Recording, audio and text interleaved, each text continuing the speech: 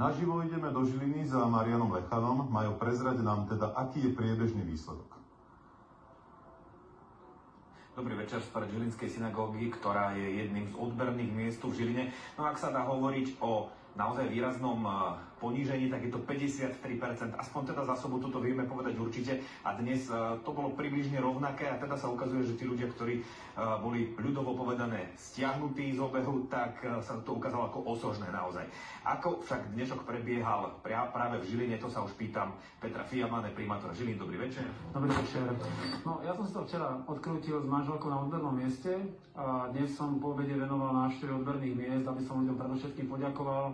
V Žiline je dobrá atmosféra, pokojná atmosféra. Je to aj výsledok skúsenosti z predchádzajúceho víkendu, ktorý sme v Žiline zvládli z môjho pohľadu veľmi slušne a práve vďaka dobrej komunikácii so Žilinským 5. plukom ako zložkou armády, medzi samosprávou, s okresným úradom. Aj tento týždeň prebehol z môjho pohľadu úplne bezproblémovo. Na odberných miestach je veľmi dobrá atmosféra, tie týmy sú zohraté, všetci vedia, čo majú robiť a samozrejme občania sú disciplinovaní. Všetko je tak, ako má byť. Takže logistika bude rovnako rýchla a na lusknutie prstu, ak by to bolo aj, povedzme, neviem, o 2 týždne alebo o mesiac? Tak pevne verím, sme na 0,5%, že sa to nezopakuje, ale sme pripravení. Dobre, ďakujeme veľmi pekne. Takže toľko od nás zo Žiliny a rovnako ako aj v predchádzajúcom vstupe povedal kolega, my tiež povieme všetkým pevné zdravie. Majo Lechan zo Žiliny, vďaka za informácie. Po prvom